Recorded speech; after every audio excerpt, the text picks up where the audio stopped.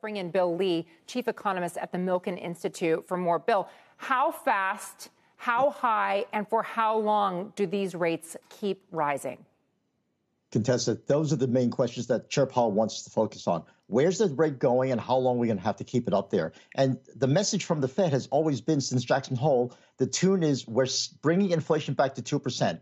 And every speaker that we've had so far has had a different variation, different tempo, focus on different accent notes, but they all are saying the same thing. Don't expect a pause until we see inflation come back. And that may require that the unemployment rate goes up to beyond 5%. And so that's the kind of unemployment hit that the Fed is trying to prevent by being credible and having people believe they're serious about this. And if people are serious about this, that means that they should stop spending.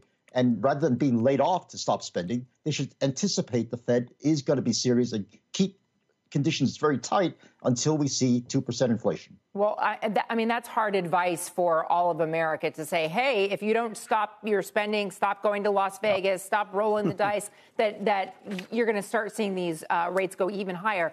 How much of this is also pressure on the Fed, Bill? Because they see what happens with the markets. Every time there's an indication that inflation is declining just a bit or softening just a bit, or the rate is coming down just a hint, you see the market rallying. Is there sort of a parent's prerogative to say, no, I told you I was going to do this, and now I've got to stick to my word? And that's one of the difficulties of modern monetary policy, is that the Fed has become much more transparent, and the market absolutely refuses to believe the Fed will take on the cost of 5% unemployment rates. And so every time there's a turn in the numbers or we get a good CPI number, the markets are complaining, oh, my God, there's no way that the Fed is going to be raising rates, and they're going to pivot. And that pivot talk has made the Fed policy making so much harder. And in some ways, I think President Bullard has really put a high note out there and said, look, if you don't cut this out and believe us in our main tune of bringing back 2% inflation, we may have to raise rates as high as 7%. And I think that's the message that is supposed to shock the markets into believing we are serious. We're not going to pivot until we see 2%. Do you wish the Fed and its policymakers would talk less?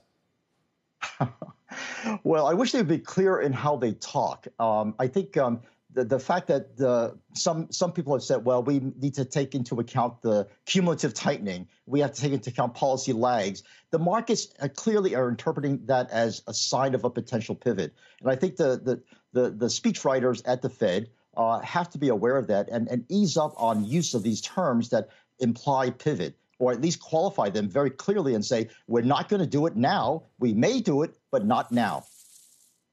I think of inflation. Have you seen these things called lantern flies, Bill? Do you know what I'm talking about? The lantern flies, the very invasive species, and you see them there, and they're very beautiful animals. I think of them as like inflation. You try and step on them, but they're very fast. They get away from you. But when you step on them, you better crush that son of a gun, because if you don't, they're going to get away. That's what I think. I think the Fed sees inflation as a lantern fly, and they're going to step on it, and they're going to keep grinding their foot in. Beautiful, but it's invasive. Beautiful when you think a beautiful invasive. A beautiful metaphor, Tyler. A beautiful metaphor, and I think the fact that we have so many lantern flies now is because the Fed got bit by these flies during the transitory talk period. And the transitory talk really has hurt the Fed credibility. And I think right now they're trying to rebuild it by saying, forget about pivot until we see a clear path to 2%. Bill, do we have insidious optimism to go along with insidious inflation? I mean, if you're looking at the market and we've been through this, nothing is going to keep us down. We're going to just keep the little engine that chugs away. Do you think that this market participants and the nation at large, the willingness to spend, even though we may be facing recession, is it just American optimism at work? I think it's also a failure of reporting on what the condition of the American economy is. Everyone's talking about how we have trillions of dollars worth of savings that potentially consumers can spend. Well, you know, those trillions of dollars belong to the upper half of the consumers. The lower half are pulling credit card debt. They're pulling up, they're getting second jobs. They're barely making ends meet. And I think the bimodal economy is something we haven't focused on enough. There's a lot of suffering out there, but somehow this notion that American consumers are going to spend because they have so much savings is a misnomer. And I think that's the image that we have to get rid of, because that's what the market's feeding on.